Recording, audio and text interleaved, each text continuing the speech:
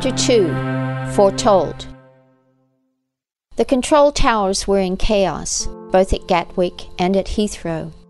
In fact, all over Europe, as they tried to deal with so many returning flights. On his headphones in the cockpit of the big 747, Rayford Strait had been able to pick up something about a charter flight missing off the coast of Scotland. It had run out of fuel while trying to get back to England.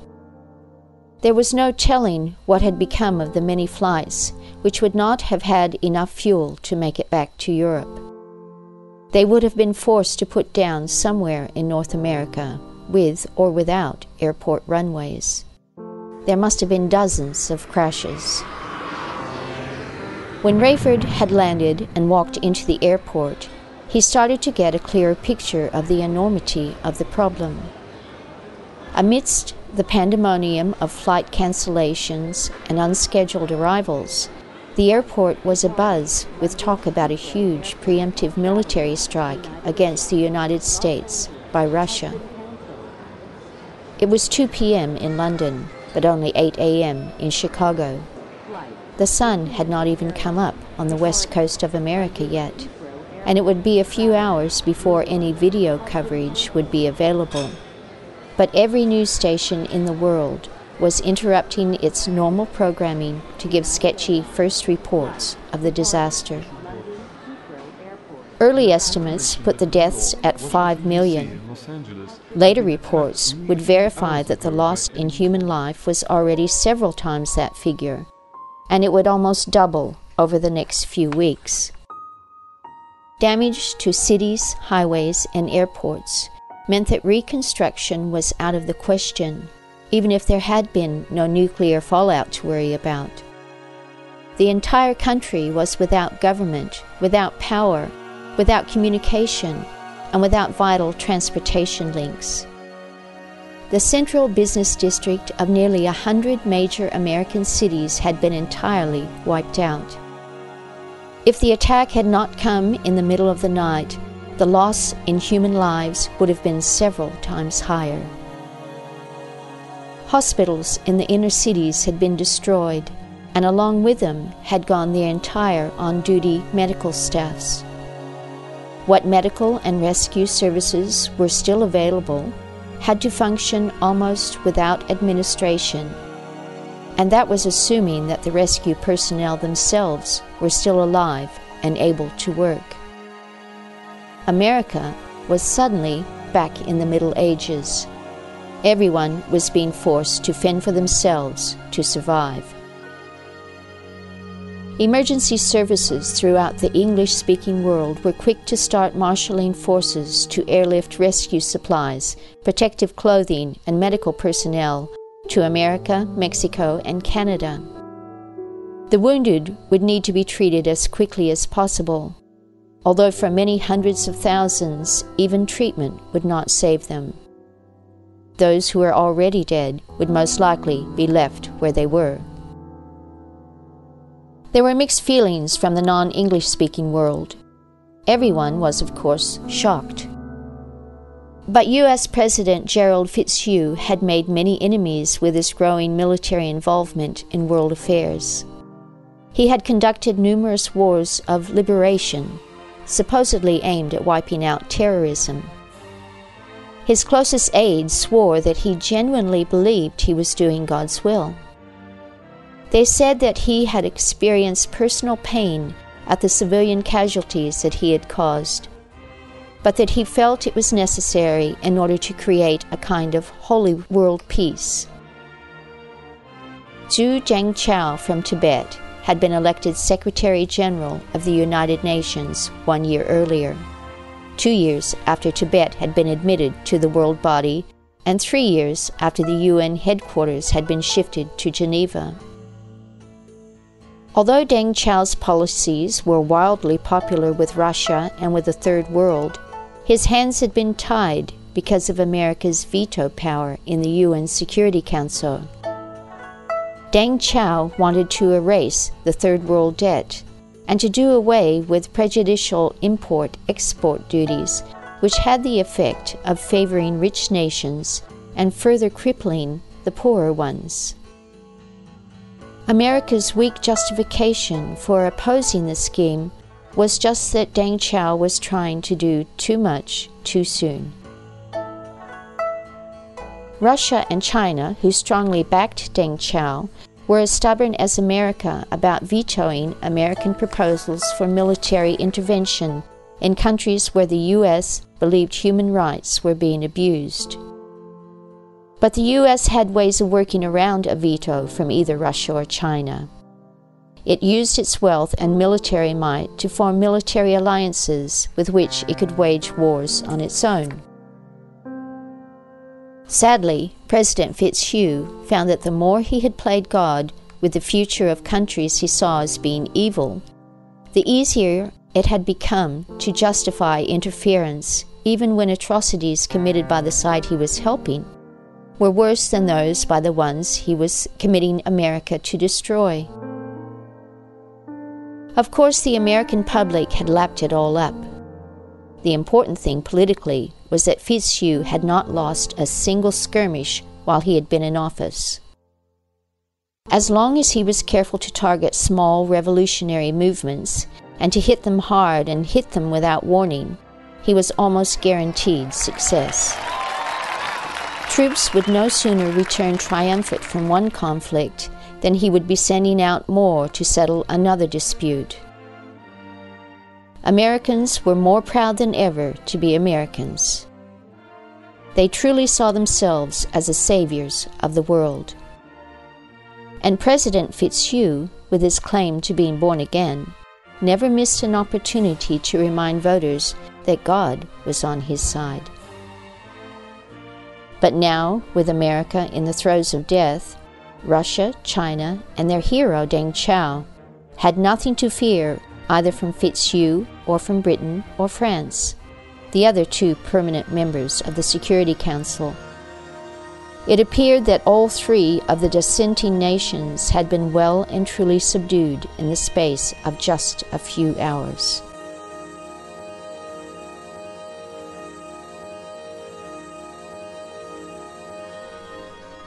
Rayford was told to get some sleep, but to stay in touch with the airport so that he could be called in if his plane was needed for a mercy mission.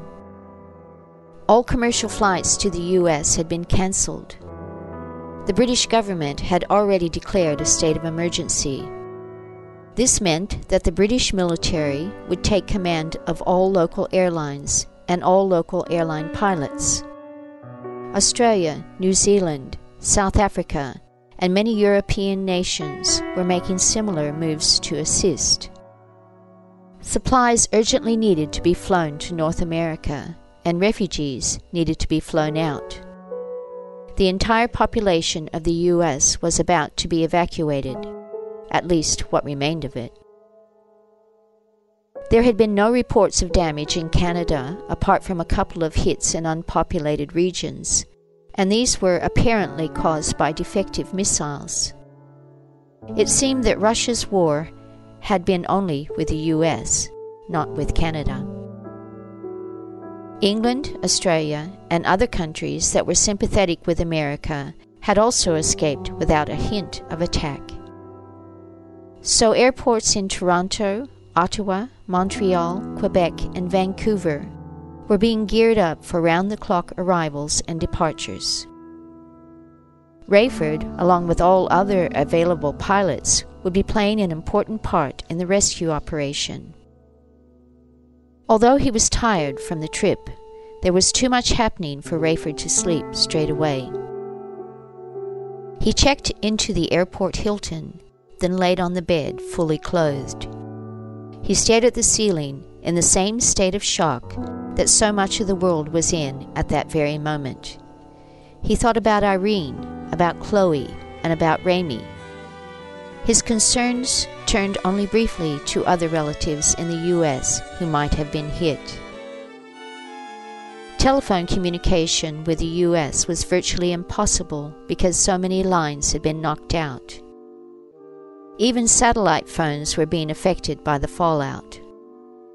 Fortunately, Rayford had bought Irene a microwave sat phone so that he could call her from the cockpit when passing through the relatively narrow band on the Pan-Con route from London to Chicago.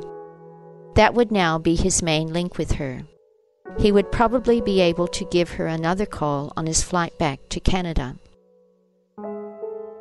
Images of how it must have been for the millions who had already died haunted Rayford. His thoughts turned to Irene and the kids down in the basement. There was comfort in knowing that they, at least, were still alive. With any luck, he would be talking to them within the next 24 hours. He silently thanked God for that.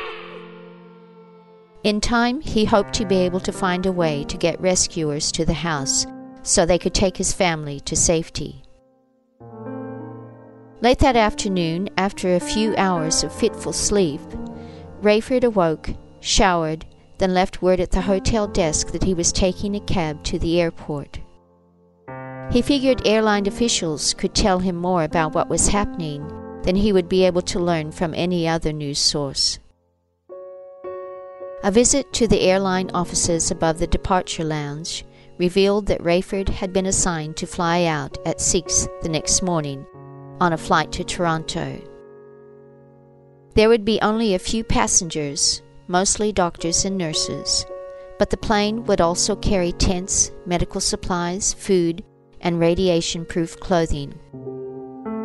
They were already being loaded in a special hangar at the south end of the airport.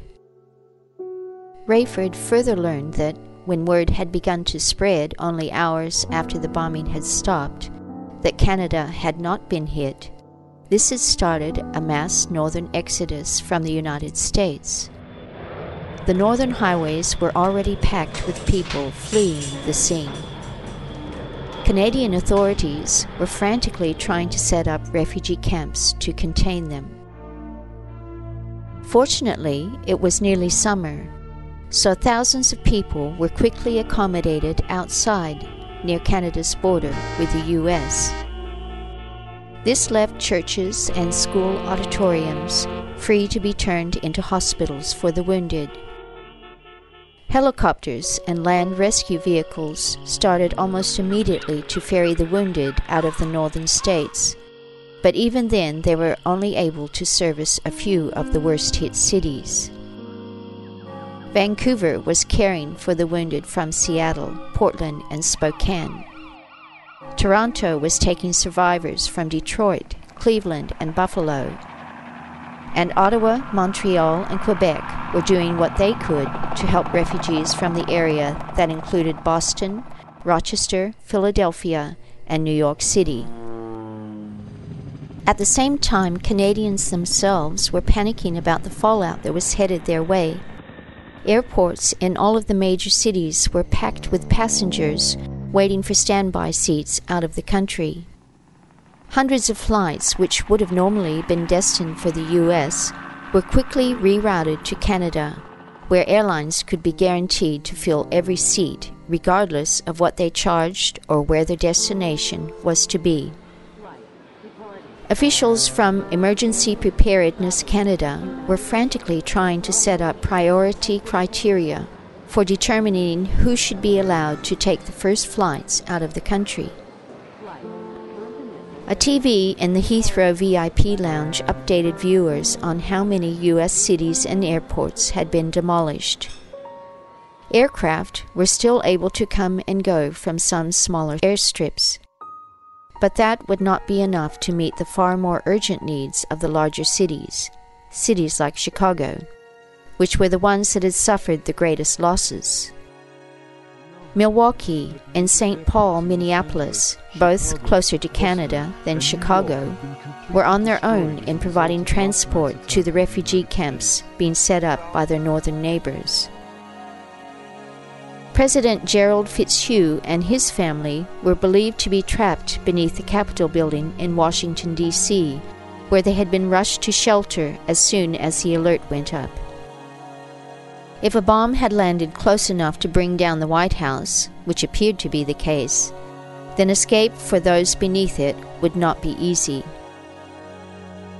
People who had survived the bombing were being told via radio broadcast to seek shelter and await further instructions. There would be attempts to relocate them to places away from the fallout, but first the authorities need to establish exactly where that might be. Weather reports before the attack showed a cold front moving southeast across the Midwest. The fallout cloud would therefore be likely to move in that direction.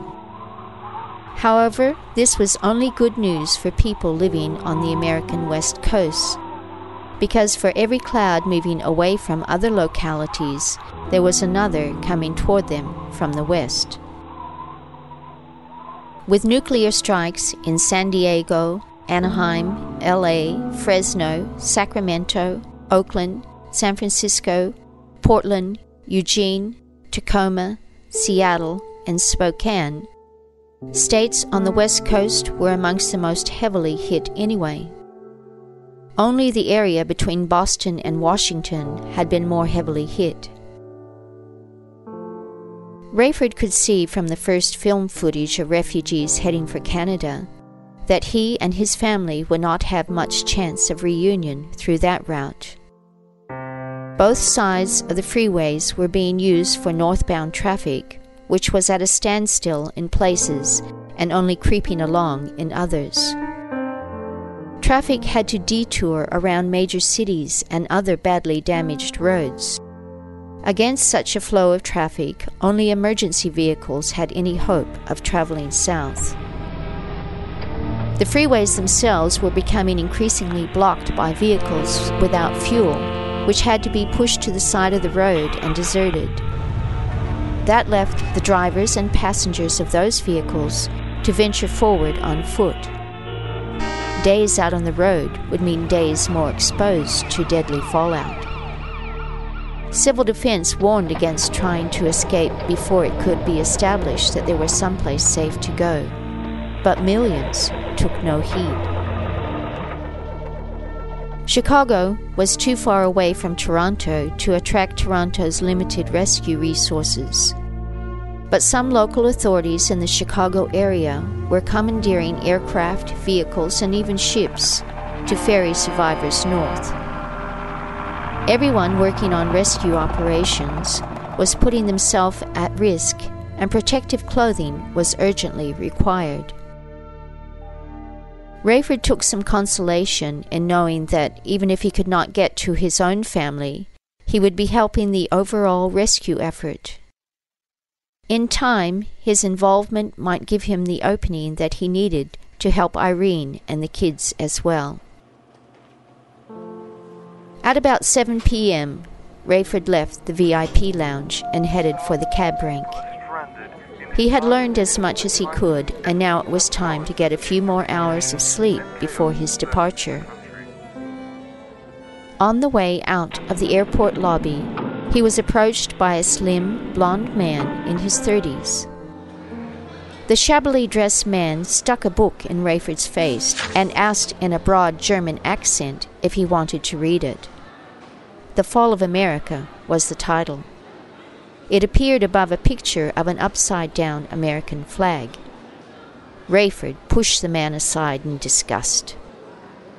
Always somebody ready to cash in on the sufferings of others, he thought to himself.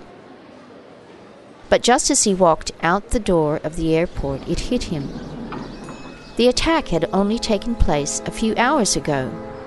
How could someone in England already have produced a booklet telling about it? He raced back into the airport, his eyes searching in every direction for the man. The little German was near the PanCon ticket counter talking to 2 or 3 other people who appeared to be sending him away. "Where did you get that? Who wrote it?" Rayford whispered, almost at the level of a shout, when he caught the man's attention by grabbing his arm. He was trying hard not to create a scene, and yet he was desperate to know what was going on. "Some friends, together. We wrote it," the man replied, half in fear. "You are interested?" he asked. "Yes, I'm interested," said Rayford emphatically. "Very interested." But first, tell me how you knew it was going to happen." "We study Bible prophecy," said the softly spoken little man, "and we pray. We have been saying that this would happen. We have been saying it for a few years now. It is most imperative that you read this book." His brow was wrinkled in an almost exaggerated show of seriousness. But then, how could anyone possibly exaggerate the seriousness of what had just happened in America? The young German went on dramatically. "Other things are coming too. Very serious things." Rayford wanted to read the book, but he also wanted some instant answers. He offered the man, Reinhard was his name, a meal, if he would sit down and talk to him. "It is most important that I get these books to the people," replied Reinhard. "We can talk later."